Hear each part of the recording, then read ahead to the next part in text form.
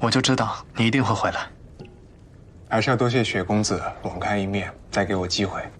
同意让你继续试炼，是长老院的决定，并非我们网开一面。别客套了，职人已经耽误了数日，还请抓紧。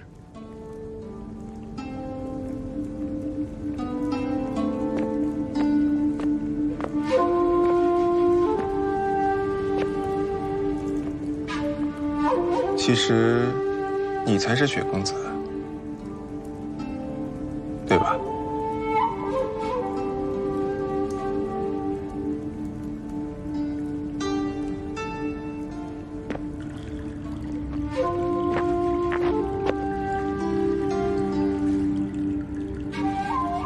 爹爹，太冷了，我受不了了。不是都教过你了吗？不想挨冻就按照口诀运功。可是这么冷，我记不住。这么娇气，你配当我宫红玉的儿子吗？公子玉，给我回来！去哪儿？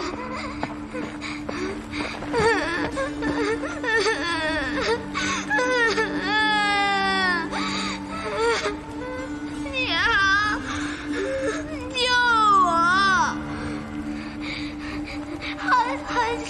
寒气云消肉，收发当自如，回丹田，虚乐心不减。别哭了，省点力气，不然更冷。他会融血心经啊！看来是雨宫家的小孩。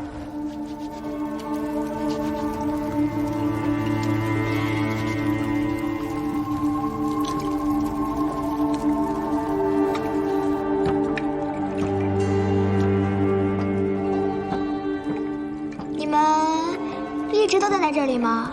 是啊。这里一直下雪吗？你们不怕冷？你会融血心经，你还怕冷？你知道宫门外的山谷里有花市、有街市、有灯市吗？这些是什么？听上去很有意思。这都不算什么呢。我之前听我母亲说，除了山谷，外面有大海，有火山，有沙漠，有很多很多没见过的东西。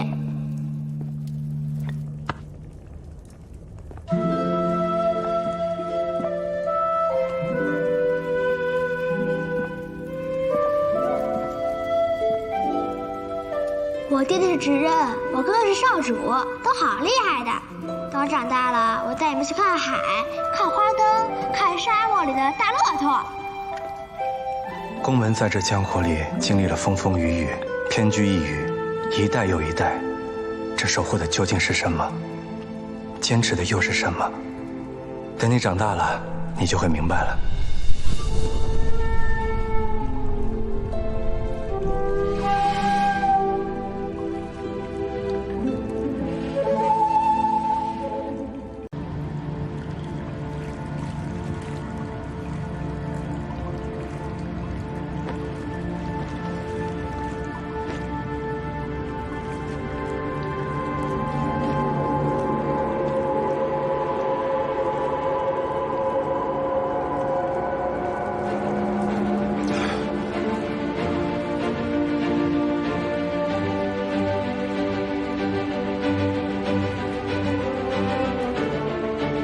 这么娇气，你不配当我宫红玉的儿子。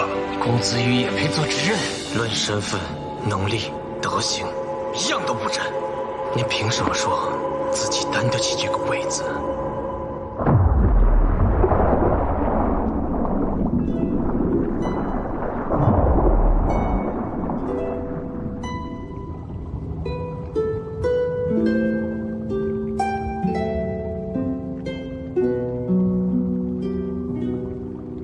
父母逼迫我们长大，可能只是希望我们能安然地立足于这个世界。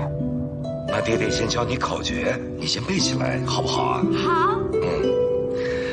寒气云消入，寒气云消入，收发当自如，收发当自如，和会丹田，会丹田，血漏心不减，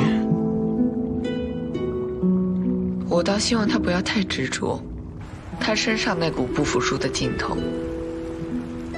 一定会让他坚持下潜到分流线。分流线之下的池水，就不再是寒冷，甚至是温热舒适。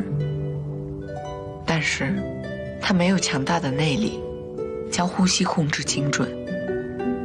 肺里剩余的空气，只够他立刻上浮。如果他坚持执着地继续下潜到池底，他会怎么选？所以我才说，希望他不要过于执着。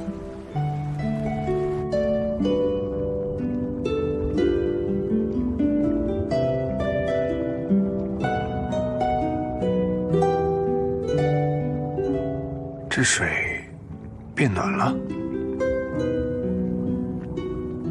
应该上浮保命，还是完成试炼？知人，切记啊，千万不要逞强。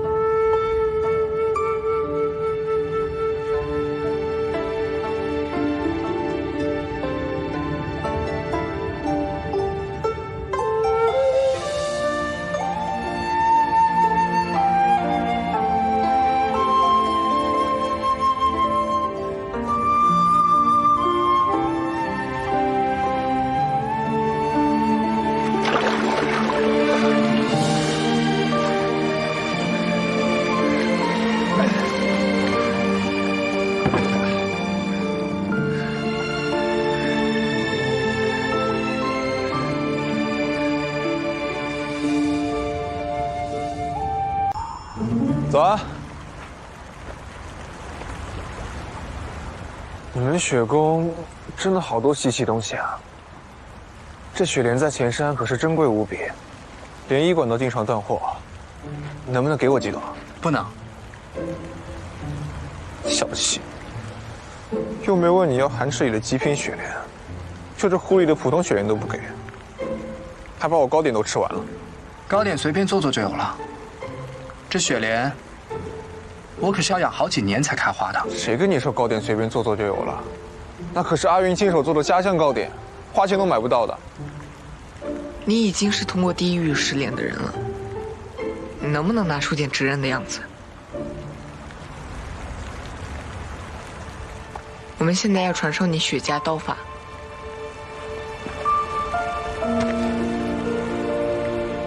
我以为你们在骗我，原来真的有刀法秘籍。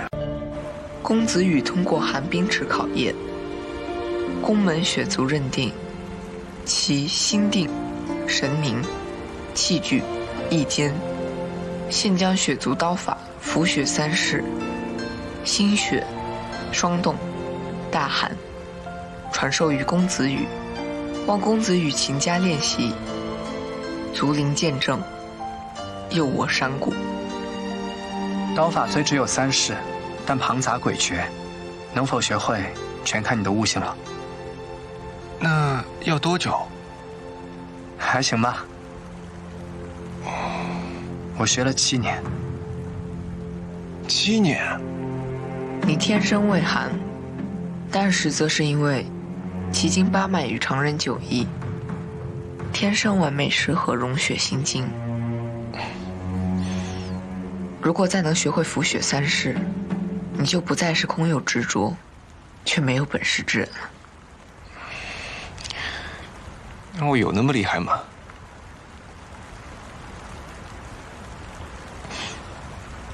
对了，我哥哥宫焕宇和宫尚觉，他们也是通过了寒冰莲池的考验。你又说执着和本事2者其一，那我想问一下，宫尚觉是通过什么才过了这一关啊？他既有执着，又有本事，通过4关，理所当然。他凭借坚定的意志力下潜到池底，同时用强大的内力将呼吸控制得极其精准。他拿到铁盒浮出水面之后，仍旧清醒无比，只是受了些皮肉冻伤。那你们是不是也教了他拂雪三式？他练会了吗？那就不知道了。那我一定要学会，到时候去会会他。真没想到，当年的爱哭鬼竟当上了执刃，担起了宫门的责任。好说，好说。那日出了后山，学长老把我带回，父亲足足关了我3个月禁闭，日日逼我练功。那是老执人对你寄予厚望。是啊，我现在明白了。可惜，我现在才明白。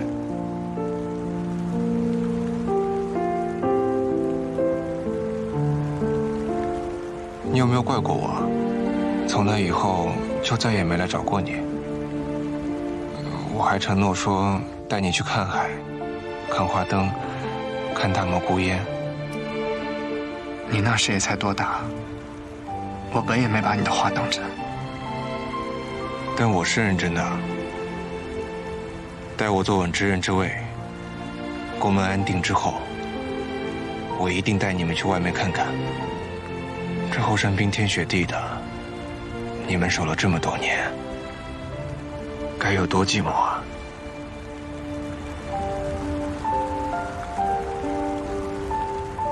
我既是雪氏一族的守宫人，外面的繁华热闹，此时和我没有半点关系。执刃亦然，你既已接过守护宫门的任务，肩负整个旧城山谷的重担，也应当端正态度。你与我的承诺不过是童言而行，但执刃给予宫门的承诺，是当一诺不移，九死无悔。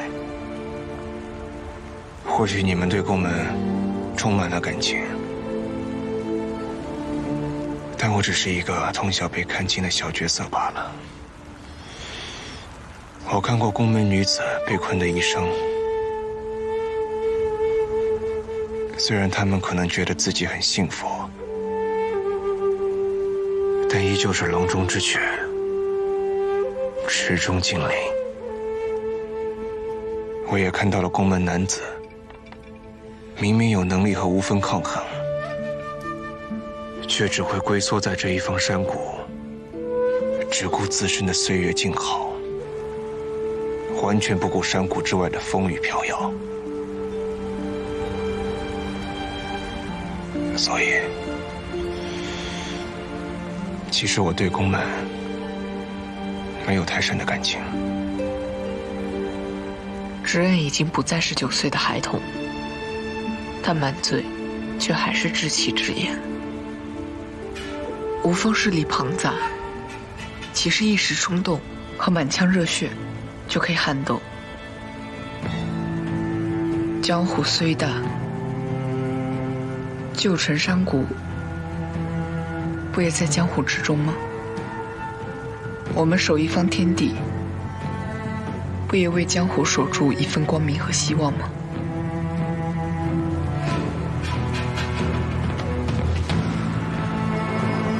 一叶障目，看到一片枯叶，就觉得整棵树都凋零了，这是狭隘。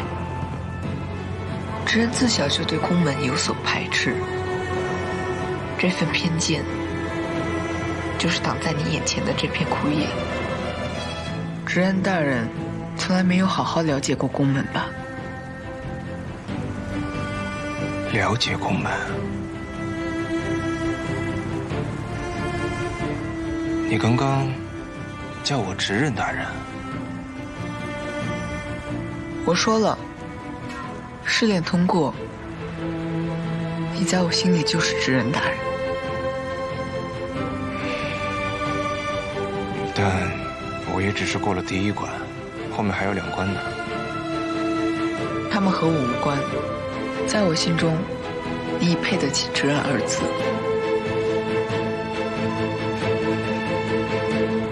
你呢？他都认可你了，我当然认可，这还用问吗？我一直想问，你们2个，谁才是雪山的守山人啊？当然是我。过了这么久，你才问这个问题，眼力劲儿也不怎么样。你说过，要带去外面的世界，看海，看花灯，看大漠孤烟的人也是我。呵呵，男人的嘴。啊。我就是从小陪他长大的书童而已，不然你以为我学浮雪3式学7年那么久？那他呢？他学了多久？4年。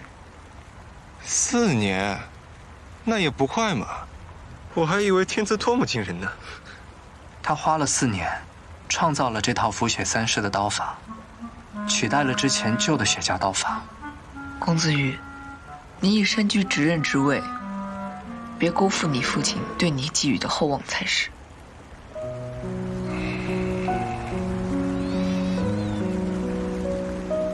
我父亲才没有对我寄予众望呢，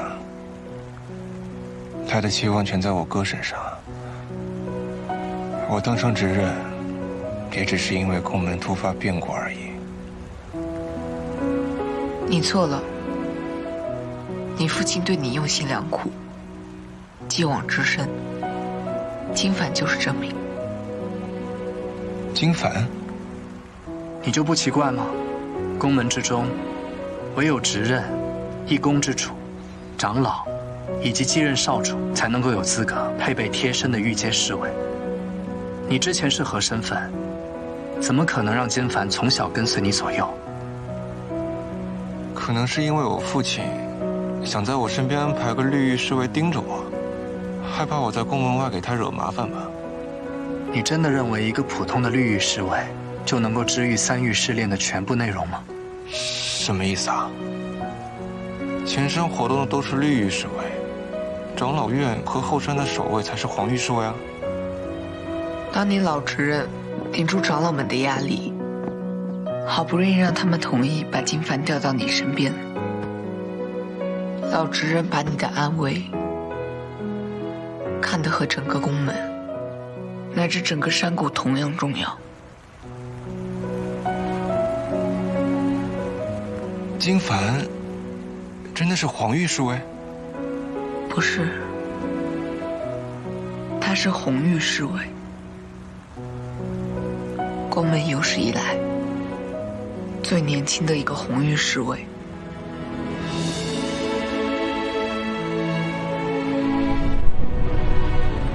真的会有红玉侍卫吗？我觉得是老人们骗我们的。红玉侍卫，对我来说就是女娲和伏羲，都是传说里的人。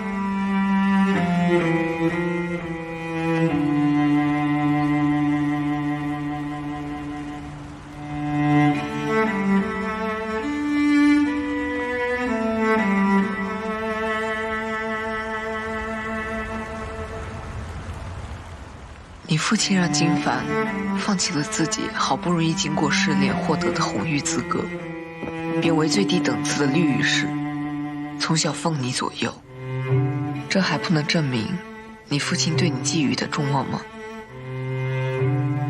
来，一起来玩吧！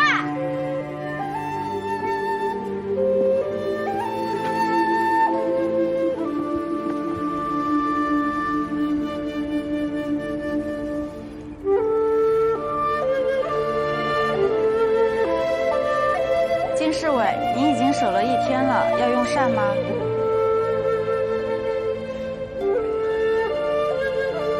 不用了。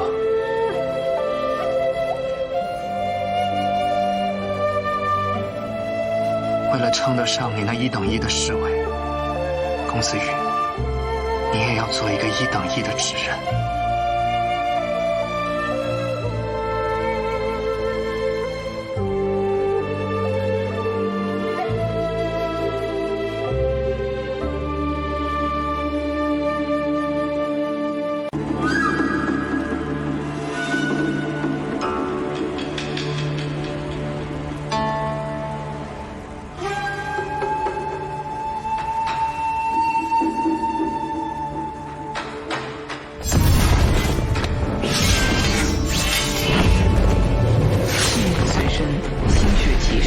细落粗合，忽复动势迅捷，出其不意，攻其不备，抢占先机。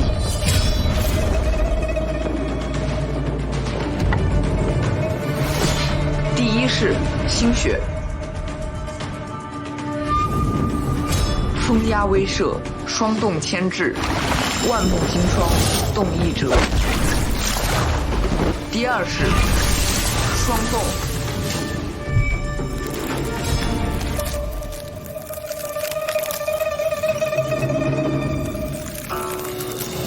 凝聚内力，牵制对手，用酷寒减慢对手动作，形成牵制。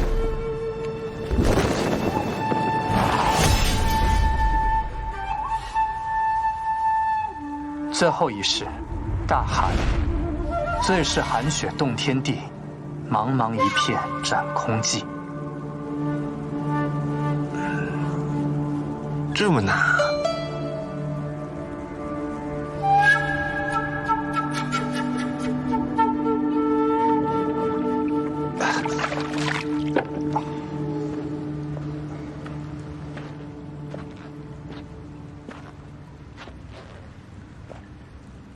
你都要走了，还专门折返回来，拿块千年寒冰是要做什么？做个纪念。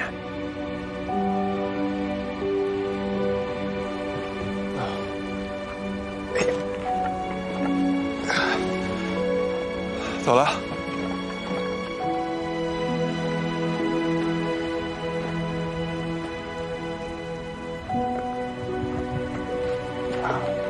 雪公子，你喜欢的糕点都帮你放房间里了，都给你了。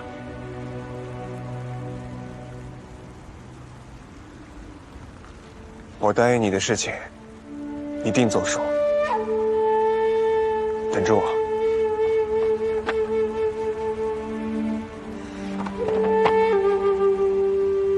礼尚往来，你送我们糕点，我送你一本册子。这是我创造腐血三式时对雪家刀法的缺点批注和优点强化。世间唯独此古本，还请执刃妥善保管，好好珍惜。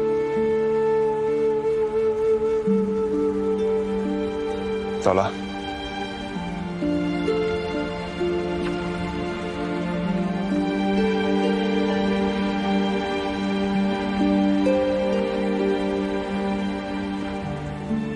我不会让你们失望的。来日再见。等我长大了，我带你们去看海、看花灯、看大漠孤烟。夫久志，非必高。希望他不负这执刃之名。他这么倔，肯定会做到的。希望我们再见之日，他已经学会了腐血刀法。那个时候，院里的雪莲应该开得更多了。我摘几朵，再和他煮茶共饮。匣子里装的是老执刃的一些旧物，之前没给你，是怕你睹物思人，心里痛苦。如今该交给你了。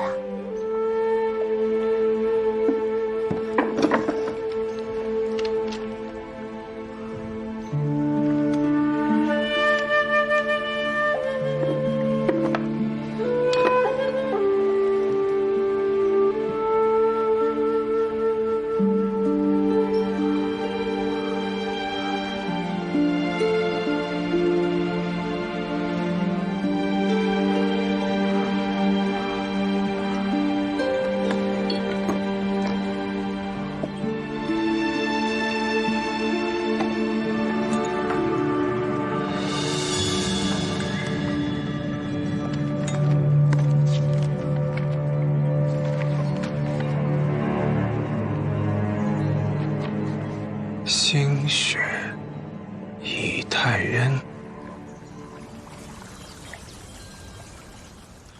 星雪起手，在太原血法里，手腕最灵活，动势也必然最迅速。双斗在赤泽血法里，手肘牵制效果最强。大寒在元门血法里，可以带动上半身所有气血，增加刀锋的压迫之力。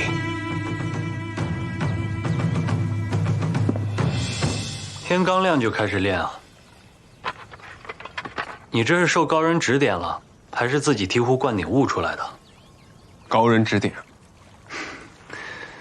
雪虫子为了让你带他出去玩，果然徇私舞弊。是我父亲指点的。老执刃